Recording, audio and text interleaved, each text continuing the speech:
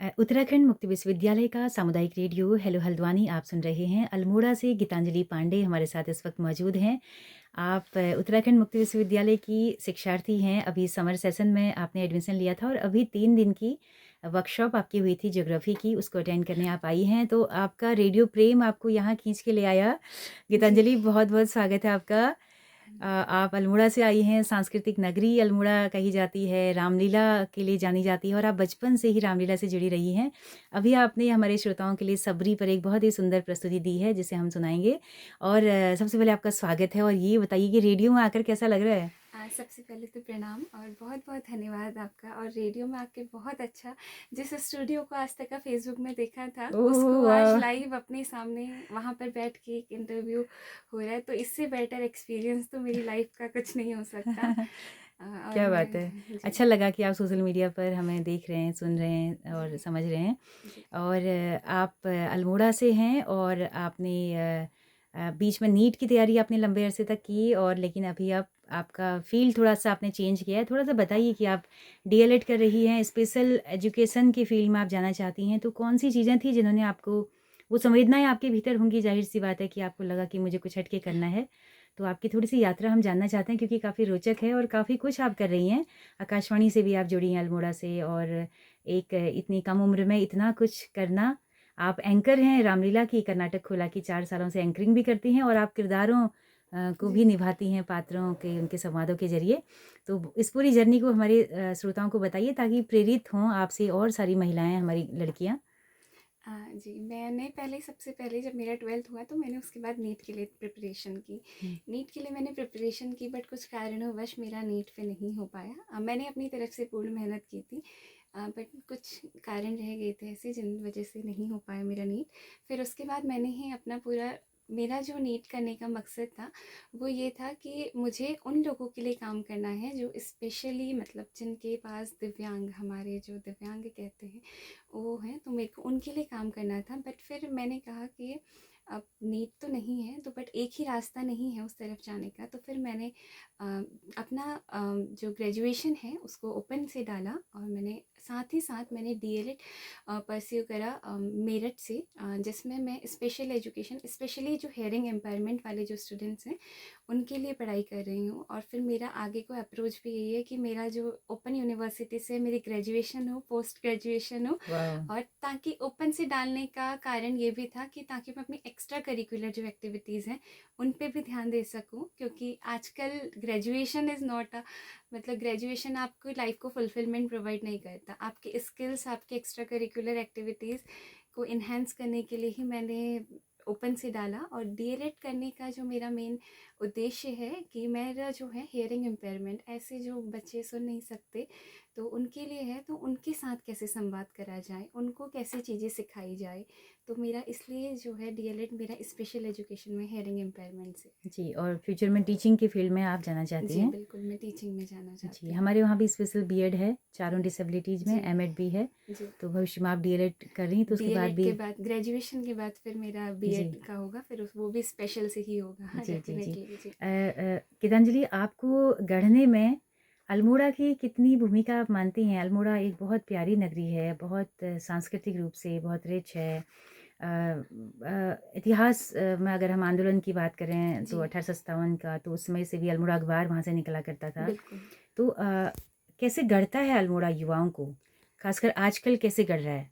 हाँ मैम, अल्मोड़ा देखिए आपको पढ़ाई के तो बहुत साधन देता है। हुँ, अल्मोड़ा में काफ़ी लाइब्रेरीज़ हैं जहाँ पर आप पढ़ सकते हैं, हुँ, पर पढ़ाई ही सब कुछ नहीं है। पढ़ाई के साथ साथ आपको अल्मोड़ा में, आप देखिए ना, वर्ष की शुरुआत से ही अभी वहाँ पोष के पहले इतवार से होलियाँ प्रारंभ हो गई हैं, हुँ, बैठक की होली, जिसमें आपको गायन पे जिनको रुचि है वो लोग जा सकते हैं। फिर ये कुछ टाइम ये चलेगी, फिर उसके बाद होली के बाद नवरात्रियाँ आएंगी। नवरात्रियों, हमारा भारतवर्ष में अल्मोड़े का बड़ा ही वो है। अल्मोड़ा मतलब हम इस तरीके से कह सकते हैं कि वहाँ कुछ ना कुछ होते रहता है। हुँ, जैसे होलियाँ हैं, रामलीलाएँ हैं, बैठकें हैं, और किसी भी चीज़ पे मतलब, और रामलीला के साथ भी बड़ा ही प्यारा, क्योंकि रक्षाबंधन के टाइम से हमारी रामलीला की तालीम शुरू हो जाती है और शारदीय नवरात्रों में रामलीलाएँ होती हैं।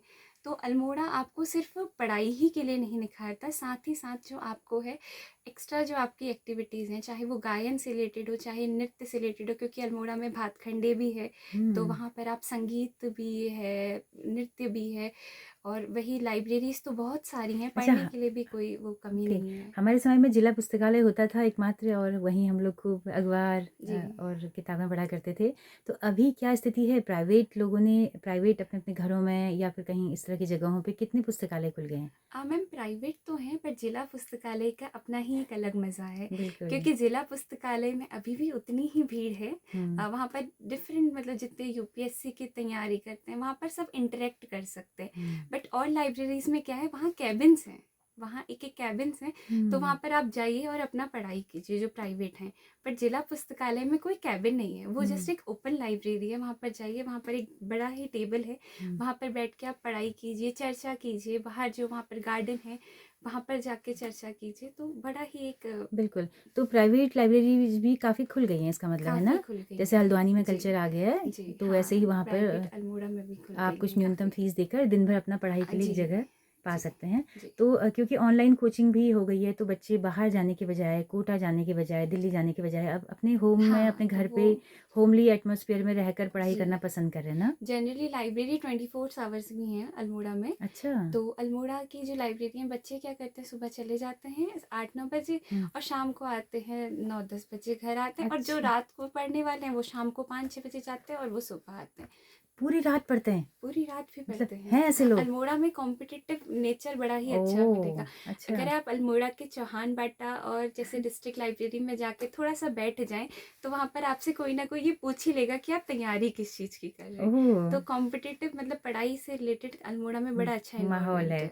और निकल भी रहे हैं बच्चे क्या? निकल भी रहे हैं, अच्छा। काफ़ी बच्चे निकल भी रहे हैं, जो सीरियसली प्रिपरेशन कर रहे हैं, वो निकल भी हुँ, रहे हुँ, हुँ, हुँ। हैं। अच्छा कॉलेज किस तरह से इस तरह का प्लेटफ़ॉर्म मुहैया करा रहा है? क्या वहाँ पर भी कोई ऐसा माहौल है कि कॉलेज में भी लाइब्रेरी है, जो हुँ, अल्मोड़ा में कॉलेज है एसएसजी कैंपस, हुँ, वहाँ हुँ, पर भी एक अपनी लाइब्रेरी है। हुँ, और कॉलेज का तो फिर अपना करिकुलर है, उसके बाद बच्चे चाहें तो लाइब्रेरी में जाके पढ़ सकते हैं, बट बिल कॉलेज की लाइब्रेरी लिमिटेड टाइम के लिए ही ओपन है। बिल्कुल। और जिला आप पुस्तकालय भी, और बट जो डिस प्राइवेट हैं वो पूरे 24 खुले आवर्स हैं। में है। आप आकाशवाणी से भी जुड़ी रही हैं। अ, आकाशवाणी के रेडियो भी एक बड़ा वहाँ पर है अल्मोड़ा में। हमारे समय में तो होता था कि बजता था रोज़ सुबह। जी। तो क्या अभी भी सुनते हैं लोग रेडियो? बिल्कुल, सर मेरे तो घर पे भी रेडियो चलता रहता है, हाँ। और मैंने इस बार आकाशवाणी में पहली बार अपना प्रयास किया था। मैंने उत्तराखंड के पारंपरिक हस्तशिल्प जो विषय है, उस पर युवावाणी पे अपना कार्यक्रम दिया था। अच्छा, ओके। जी, जिसमें मैंने बहुत सारी रिसर्च की थी हमारे उत्तराखंड के जितने भी हस्तशिल्प हैं, हुँ, जैसे रिंगाल है। हुँ। बहुत से लोगों ने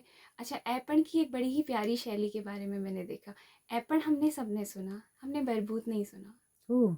बरबूद एक ऐपण की बड़ी ही प्यारी शैली है। अच्छा। थापा है, वारी है, ये ऐपण की विभिन्न शैलियाँ हैं। जब मैंने आकाशवाणी पे कार्यक्रम दिया तो मैंने बहुत रिसर्च करी। मैंने मतलब श्रृंगार शिल्प देखा, धातु शिल्प देखा, और जो हमारी ऐपण की है वो देखा, काष्ठ कला देखी हमारी उत्तराखंड की।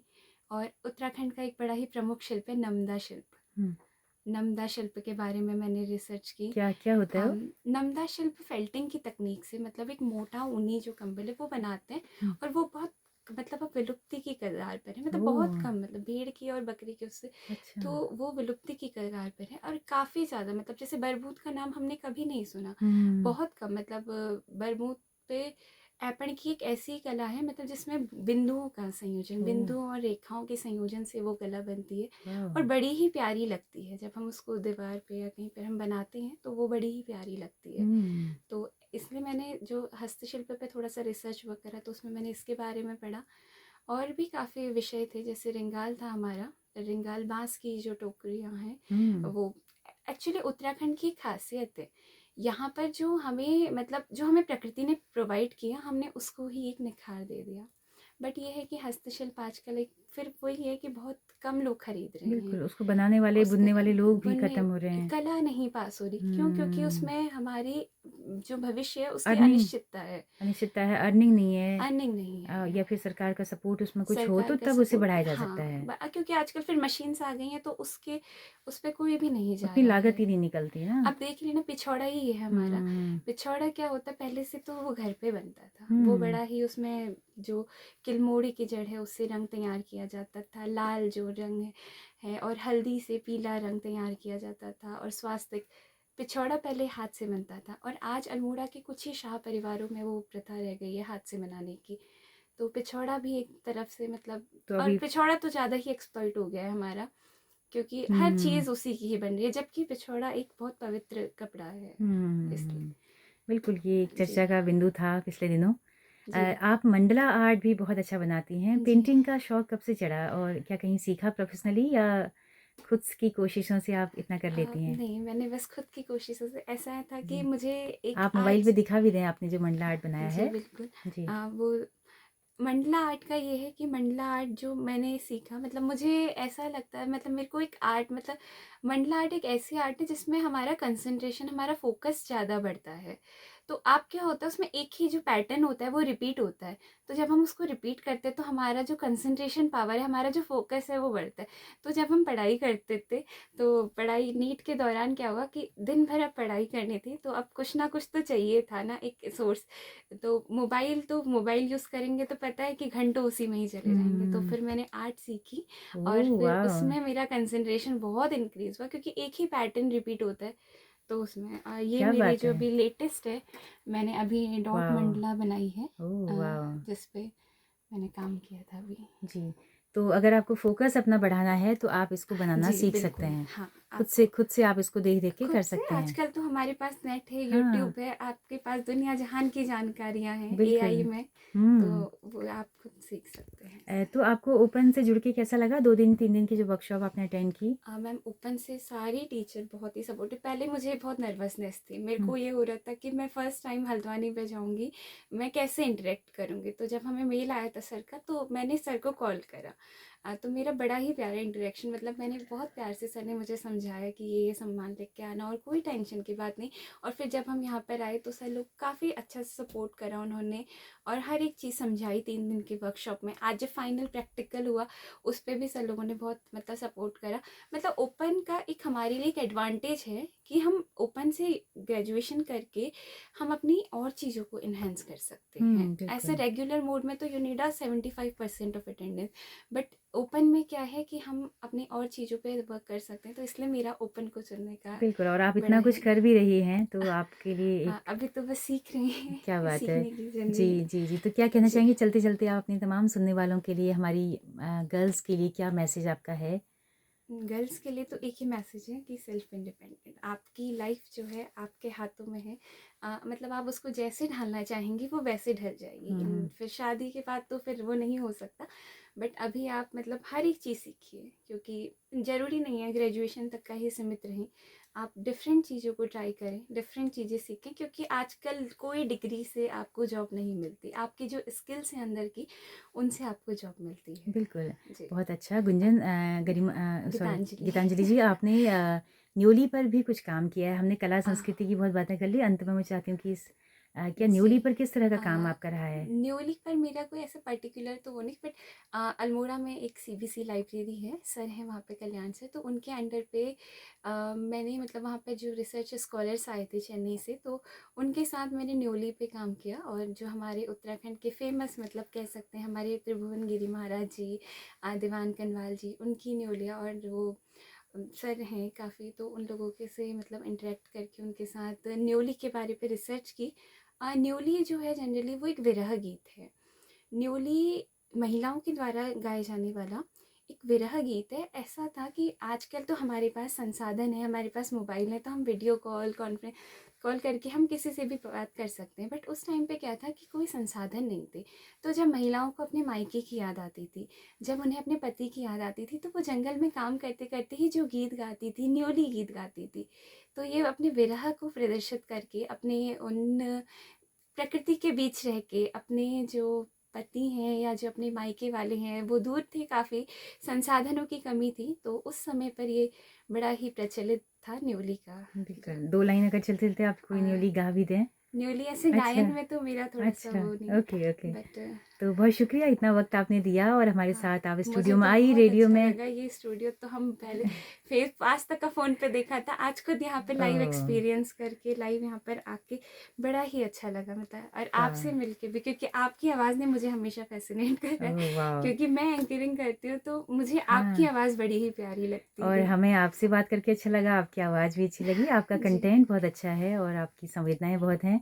हम जी, उम्मीद करेंगे कि आप रेडियो से लगातार जुड़ी रहें। बिल्कुल। बहुत-बहुत शुक्रिया आपका। जी, जी, शुक्रिया। जी। धन्य